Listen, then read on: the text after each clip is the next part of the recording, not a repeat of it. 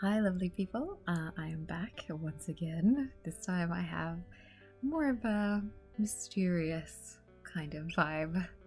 We're talking about Dragonwyck today from 1946. So this one's based on the 1944 book by Anya Seton. I have a really lovely old copy of this book, a paperback, like pulp fiction, that I picked up at a thrift store as a teenager, and I absolutely love the cover of it. I didn't see the movie until more recently. I don't know why, I just sort of read the book and enjoyed it and never, I guess, knew there was a movie for a long time. But I wanted to share it with you guys because I watched it recently, and also because I've been reading and just really enjoying gothic fiction lately, and that the book and this movie fit into the gothic fiction genre. So, Dragonwyck. This movie is about a girl called Miranda Wells. She's grown up on a farm in the US with her strictly religious parents, and I think it's about the 1840s approximately. So she has dreams of having like a different life, and I guess she just wants more from life, when a distant and very wealthy cousin of her mother's, Nicholas Van Wren, asks for one of the daughters of the family to go as a companion for his daughter. He has a child. So Miranda kind of finagles things a little bit and angles to go. And she feels like she's living the dream when she sees all of Van Wren's, wealth and the kind of lifestyle that she'll have there. But there is a dark side to Nicholas, as she soon finds out. And her dreams have only led her to nightmares. Or at least that's my take on this movie. There is, I think in IMDb and a few places, if you look around, something that happens about a third of the way into the film is kind of spoiled as part of like the main plot point. So I don't want to tell you about that, just in case you sort of want to go in and just watch it without knowing anything. That's how I like to watch movies a lot of the time. So I'm going to try not to spoil the film much here. But yeah, that's basically the concept behind the film. It stars Tierney and Vincent Price. And it also has Walter Huston, Glenn Langan, and Anne Revere. And it was directed by Joseph L. Mankiewicz. I feel like I can't say his last name properly. Mankiewicz. Yeah, anyway. He wrote all about Eve and Cleopatra. He started out as a writer, and then he got into directing a little bit later. So this is his first film as a director, because Lubitsch was planning on making this film and he became ill, so he produced, and Mankiewicz stepped in as a writer. If that last name is familiar, he has an older brother called Herman who won an Oscar for Citizen Kane, and the recent movie Mank is based on his older brother. So So Anya Seton, the author of the book, she wrote what we now call historical fiction. Her book came out in 1944. She was known for her great attention to detail and research in her books. She called them biographical novels because they were about the lives of her characters. I guess it's sort of like a bit like the way Victorian novels like Jane Eyre or David Copperfield would be about one person and sort of their journey, that kind of format. But I mean, essentially they're historical fiction. Dragonwyck was a bestseller, and another one, Foxfire, was also a bestseller. Those were the two adapted for screen. Her books Catherine and Green Darkness are still well received by modern readers, so I think that's pretty cool. Dragonwyck, the book, is set against the background of the patroon system, anti-rent wars, Astor Place riots, as well as these dangerous steamboat races on the Hudson that used to take place. Not all of that makes it into the film, but yeah. So I mentioned that the book is gothic fiction. This movie is like a gothic fiction as well. Gothic fiction is a precursor to the modern horror novel. This genre tends to be a mix of like romance and horror kind of elements. They're usually not really, I mean, horror makes you think of really scary stuff. They're usually not that scary. It's more of a atmosphere. There's generally a mix of things like big old houses, sometimes moments of fear, supernatural elements, ghosts, that kind of thing, secret passageways, madness, hereditary curses, that kind of vibe. So I often find, like, in my opinion, there's often this kind of grumpy or irascible, older, handsome, wealthy guy, and then a younger, naive woman in peril, which is the dynamic here as well in this film. So yeah, to me this is all just kind of stylish, good fun with a bit of melodrama thrown in there as well. So speaking of the older man, Gene Tierney plays Miranda Wells, but Vincent Price is the older man, Nicholas Van Ryn. So if you've seen him in horror movies, it's what he's like known for a lot. He can be a bit of a cheesecake, in a good way. I mean that as a compliment.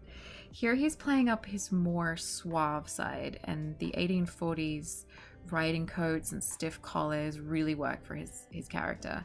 Van Ryn is a man who sees himself as an aristocrat, and his name and lineage is what matters to him the most. It's his motivation for everything. His character is really well drawn with his like charming qualities, and he makes his wife kind of look like a blithering idiot because she's afraid of him, when actually he's like gaslighting her and sort of maybe has a plot against her. He really feels nothing for the people whose lives he rules, who work his land. You can see how he really blinds Miranda with his superior knowledge and experience of life. It's kind of like a glamour that kind of dazzles her, you know, his money and all this kind of stuff. And then later he lets the mask slip and she can't quite believe the real, selfish, pathetic, dangerous man underneath. She's still kind of caught up in her romantic feelings for him.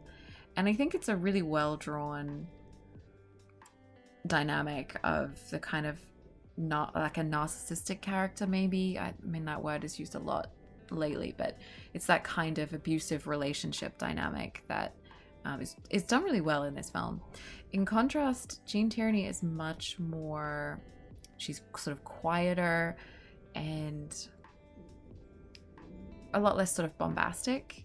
Some people have said that she didn't really bring much to this role. I actually really disagree with that. I think she's playing it just right as the kind of gentle dreamer who's railroaded by a stronger, louder personality.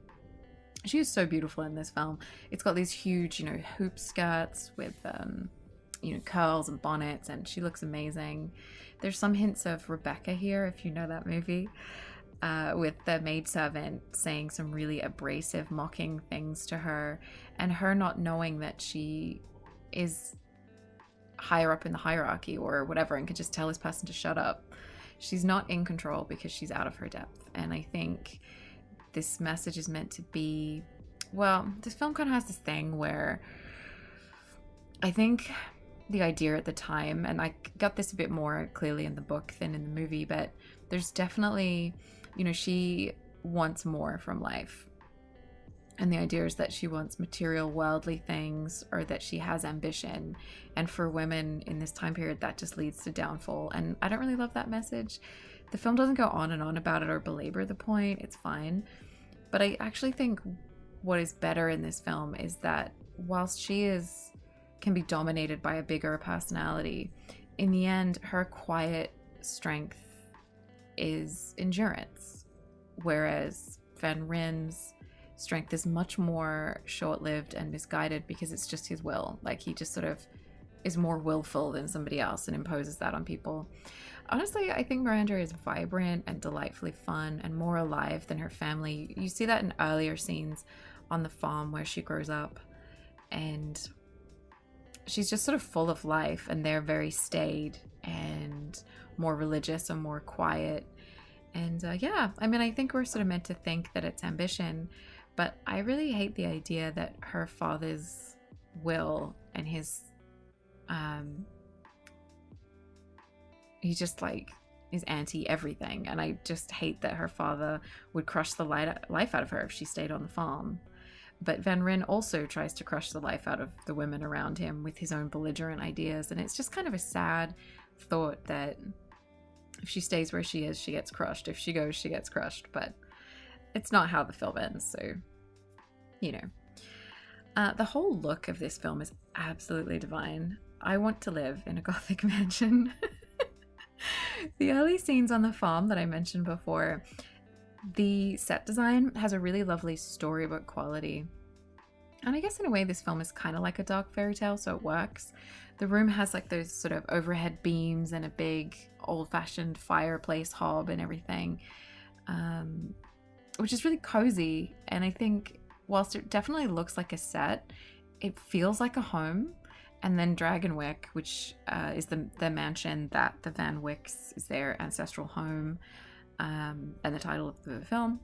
It's absolutely gorgeous. It's completely different though. It's lavish. It's like murals, urns, carved and turned wood, candelabras, big staircases, those huge kind of bed frames. Like, I love it. Haunted house chic. So yeah, there's even a story of a resident ghost in the film, which I'm not going to tell you what it is here because I think it'd be more fun if you want to watch it and find out what it is. But yeah, so just to go back to our actors, tell you a little bit about them. Obviously there's Jean Tierney. I have talked about her before. I love her. She's absolutely beautiful. And she's a really good actress. So you might recognize her from more noir classics like Laura. She's in Leave Her to Heaven as well. She was married to Oleg Cassini, I found out whilst doing a little bit of research. He's a fashion designer and he worked in Hollywood, which is how they met. So basically, she comes from a sort of society family, I'm not really sure who they were, but more a little bit upper crust. And they wanted her to be like a sort of society lady, and she wasn't really into that. So she moved into acting, and her family put pressure on her to do theater rather than films because it was sort of more serious and classy than movies. It was considered to be that way at the time. I guess it still is. I mean, a lot of actors will say like, my real love is the theater. But anyway, eventually her father kind of got behind her and she started to work in movies. She was signed to Fox. And I don't know if I've mentioned this before, but in the studio system at the time, you worked for one studio. So yeah, she started to be known, and she was called one of the most beautiful women of her era. I think one of the things that she's known for on a more personal level is mental health. It wasn't really understood at the time. There wasn't a lot of viable options to manage mental health, and she really suffered, and it's really, really sad. She was diagnosed with manic depression, and she was put into institutions at various times by her family, where she had something like 30 shock treatments, which were just sort of administered for things. A lot of the treatments at the time were just kind of meant to, shock patients out of being mentally ill, or almost were like a punishment for being mentally ill. And I think you see this in the Sylvia Plath book that she wrote, The Bell Jar, where it's sort of like, can't you just get over being depressed? Can't you just, as if women are selfish for having a genuine mental illness. So it's very misunderstood. She managed to run away at one point from an institution that she was in, and she was taken back there. And when I read that, it just made me feel sick. I just felt so awful for her. She did try and commit suicide a few times. And then there was a point where she'd been institutionalized and she was working in a shop as a way of kind of coming back into regular life, so to speak. And she was recognized by someone, and then the newspapers were all over it. So I can imagine that would just be horrible. It was a very misunderstood thing at the time, and a lot of stigma attached to it. She did eventually return to films, but not really consistently. I think in another video I've told a story about her daughter, so I'm not going to repeat that here. But that's basically her life. She became outspoken about mental health and improving things, and that shock treatments were not good and people should be treated better. And I think that's, other than just being, a pretty face or an actress, she's a really good actress, and I feel like she has done a lot to start changing those ideas about, what mental health is and that kind of thing. And I think that's really important. So yeah, a little fun fact though, just to kind of come out of the sad stuff there. During shooting of this film, she met JFK and they had a relationship, a short-lived one. He actually broke it off because he wanted to pursue a political career and he felt like he couldn't, be with an actress and achieve that. So he would never marry her. So that's her. This film also has, as I mentioned, Vincent Price. He probably doesn't really need much of an introduction. He's less of a noodle, as I like to say, and more dashing in this film than in some of his other roles where he can be a bit of a ham if the role requires it. He's, I said he does a lot of horror films, did a lot of horror films. He did loads of things. He was in TV and he did voiceovers and all kinds of stuff. And he had a really interesting life. He actually studied art at Yale and was a big art collector. And he founded the Vincent Price Art Museum to be of service to the community. And I found out he also wrote a lot of cookbooks. So I thought that was pretty cool. We also have Walter Huston in this film. He's the Bible-toting patriarch, Miranda Wells' father. He annoyed me so much in this film. Not the actor, but the character. I just was like, oh, I hate this guy. But yeah, he's the father of John Huston, and his family has produced 3 generations of Oscar winners, which is pretty cool. So they're all still movie people in his family, which I think is kind of nice. We also have some little side characters that I want to give a little honorable mention to. Although I guess actually Walter Huston is technically a side character. Glenn Langan as Dr. Jeff Turner has a larger role. He's kind of the light to Van Ryn's darkness and a secondary love interest to Miranda.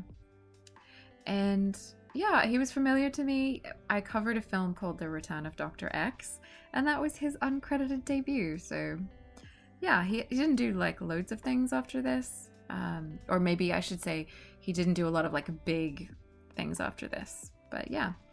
And I really liked Anne Revere. She's got a like fairly small role as Miranda's mother, but I think so. She was in National Velvet, Song of Bernadette. Her career was ended by the Hollywood blacklist, and she's a direct descendant of Paul Revere, which I think is just kind of fun. But I think she's really good in this, and she's good in a lot of things. She has a very serious, kind of severe face, and here she's sort of a woman of moral stature and that kind of thing, and a mother, and she's trying to bring Miranda up on the straight and narrow and kind of keep her in line and not have her become too worldly. But I think she can also sense that she sees a little bit of herself in Miranda and wants her to maybe escape rather than be crushed by the kind of life that is maybe what's right for her, and I think that's really nice. It's quite subtle, and yeah. So basically, this one is the kind of film I really love. It's a little bit of escapism because it's historical as well as being from the 40s, so it's a nice bit of escapism for me. I think it's very beautiful to watch because of the style of the whole thing. It's one of those things where you sort of are drawn to, the set design as well as the costume design, and the actors have a lot of chemistry with each other. So I think it's really good. I really like to just get caught up in old films like this, and I love the gothic drama of the visuals and the plotting. It's really fun. As far as like comparing it to other films, it's not on the level of films like Rebecca that I mentioned, or even Laura and some of Gene Tierney's more the kind of films that they recommend that you watch and stuff like that. This is maybe just more of a fun one. It is really good, but I'm just saying it's not Citizen Kane or something if you're kind of looking for that. But yeah, I think if you kind of like this kind of story, it's good fun, and I really enjoyed watching it and enjoyed sharing it with you guys. So yeah, that's kind of it. Thank you for watching and for joining me. And if you've seen this film, I'd love to know what you think, because I know the kind of gothic style is maybe not everyone's cup of tea. And yeah, as I mentioned in my last video, I had a piece that was published in an anthology recently. So if you guys are interested in knowing a little bit more about that, I'll leave a link below the video. It is, my piece that I wrote was about Olivia de Havilland, and about myself really. And yeah, so it might be of interest to you guys as people who love old movies and things. And that's about it. So I will be back soon with another film for you guys. I have one that I found very funny coming up next, but again, it's a little bit on the spooky side, so keep an eye out for that one coming soon.